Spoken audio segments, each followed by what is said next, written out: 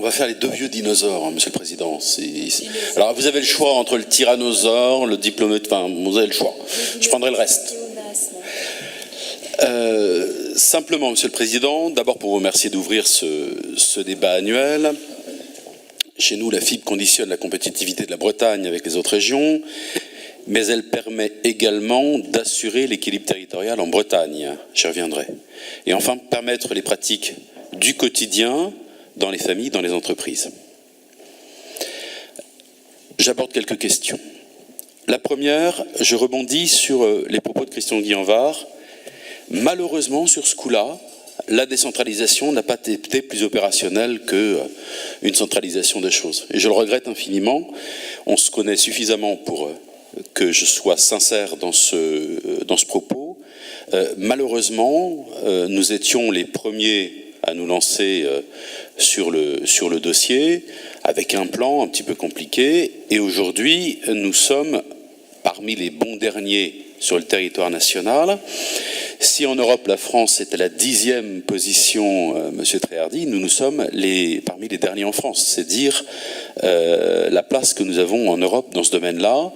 Je le regrette. Dans les territoires, la question, c'est pas métavers ou la crypto-monnaie. Hein. La question, c'est souvent regarder la télé, faire ses déclarations PAC, sa déclaration d'impôt ou avoir une vision avec ses petits-enfants à l'autre bout du monde, quoi. Hein. Donc, pardonnez-moi de revenir un peu dans les réalités du quotidien de la majorité des Bretons, mais ça a du sens. Nous avons du retard par rapport au reste du territoire national. Lorsque j'entends, moi, les déclarations de M. Barrot, qui est en charge du dossier au gouvernement, charge du numérique, et que je l'entends à Carhaix, alors rassurez-vous, Monsieur le Président, moi, je ne prends pas les déclarations du gouvernement pour parole d'évangile. Mais néanmoins, ce que j'entends, c'est qu'il nous dit que la totalité du territoire national sera couvert en 2024. Nous amenons notre projet de 2030, mais là, c'était avant, à 2026, je reviendrai sur les conditions d'accession à cet objectif, lui nous parle de 2024. Donc le retard, il demeure. Le retard, il est lié au fait qu'on a voulu faire de la politique avec du déploiement industriel et qu'il fallait se contenter de faire du déploiement industriel. Le retard national, c'est une chose, le retard entre les territoires. Monsieur Pichon l'a évoqué très rapidement, mais au regard des chiffres dont nous bénéficions, les zones AMI sont couvertes à 89,5% du territoire. Certes, ce n'est pas les 100%. Certes, j'entends les propos de M. Pichon sur les dernières maisons qu'il faudra couvrir et que par la nature des choses, les opérateurs auront quelques réticences à faire pour des questions financières. Néanmoins, nous, sur le territoire, nous avons couvert, à l'heure qu'il est, 164 000 prises rapportées à 1 200 000. Eux, ils ont couvert 89,5% de leur territoire. Certes, c'est pas comparable. Certes, ce sont des secteurs plus denses. Néanmoins, vous comprenez bien que dans le choix d'une implantation à un moment ou à un autre, cela puisse jouer.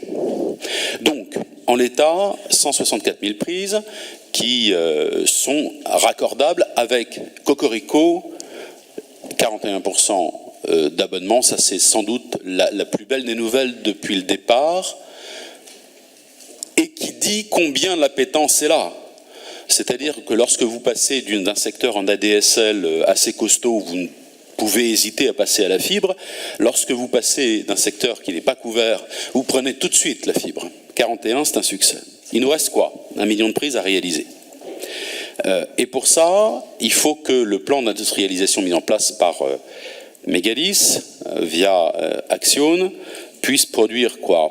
26, 27 000, 28 000 prises par mois, grosso modo. En l'état, nous avons certes bien avancé, mais j'étais rassuré dans les propos de Madame Fortin parce que j'ai entendu un petit peu de modestie, je craignais un petit peu d'euphorie. Donc je m'en réjouis. Je m'en réjouis. Pourquoi? Parce que ces 26, 27, 28 000 prises, en l'état, nous ne les attendions pas encore.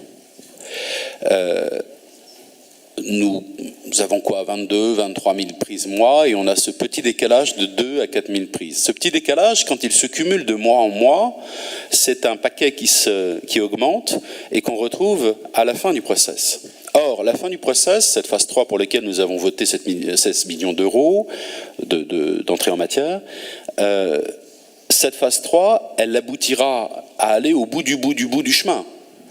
Et donc, par la nature des choses, elle pourra être légèrement plus longue. Voilà, j'attire, mais je l'ai fait lors de nos réunions de bureau et de conseil syndical, sur cette petite déperdition que nous vivons tous les mois et qui peut nous amener à ne pas remplir l'objectif de 2026.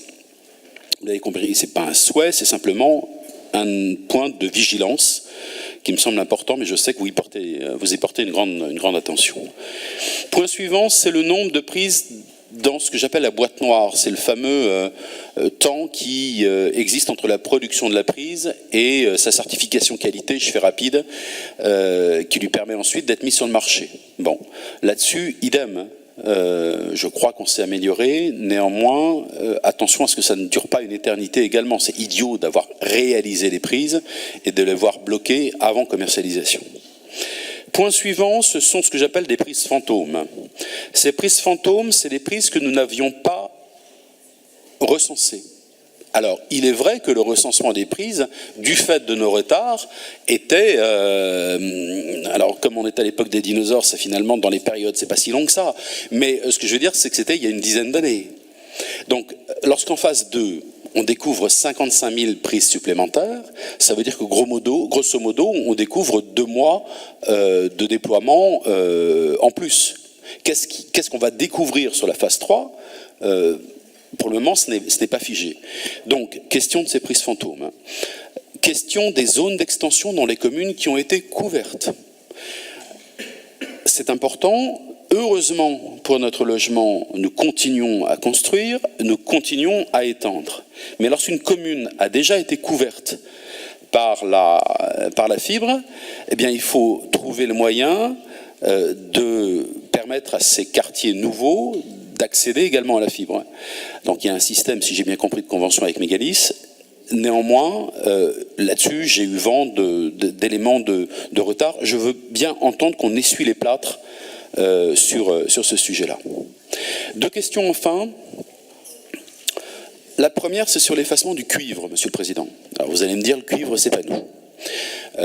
Vous savez que l'objectif, c'est d'arriver à terme à ne plus avoir de relations téléphone, internet via le cuivre, et donc qu'ils disparaissent. On a même des communes, singulièrement dans mon département, qui vont être un peu communes pilotes dans ce domaine-là, sur l'effacement du cuivre. J'ai entendu parler de Glomel. Plusieurs points qui m'interrogent. Le premier, c'est que ça conditionne évidemment que la fibre ait été complètement déployée. Ça conditionne également le fait que nos concitoyens se soient abonnés d'une façon ou d'une autre. Et puis mon inquiétude, c'est que la maintenance de la fibre ne se fasse plus. Ce n'est pas une inquiétude, c'est une réalité. Et donc qu'on vive des événements d'incidents à répétition. J'ai le cas dans mon département, j'ai passé une partie de l'été à traiter des questions de coupure ou d'usure finalement de ces câbles. Et le rythme de réparation est plutôt faible dans ce domaine-là, ce qui veut dire qu'on arrive à des secteurs qui sont coupés du téléphone, parfois en zone blanche, donc on ne peut pas leur offrir un portable en attendant ou une box, je ne sais quoi. Ça, c'est un vrai sujet. C'est un vrai sujet singulièrement pour les secteurs ruraux. Et enfin, je rebondis sur le propos de notre collègue Lehir en termes de sécurisation de notre réseau de fibre. On peut imaginer tous les aléas de la nature et des hommes. On sait la fragilité de la fibre en soi. Alors certes, elle est gainée, regainée, regainée, mais on sait que quand ça casse, il faut repartir du boîtier qui peut être accessible, de l'armoire qui elle-même peut être accessible. Je souhaite que dans le cadre de Mégalis, on ait un petit point sécurité sur ces infrastructures-là, parce que ce serait trop bête d'avoir un réseau neuf et de subir d'une façon ou d'une autre quelques désagréments de ce point de vue-là. Voilà, Monsieur le Président, on reste vigilant, vous l'avez deviné, on prend plaisir à travailler avec l'équipe à Mégalis et on prend surtout plaisir à voir nos concitoyens accéder à la fibre.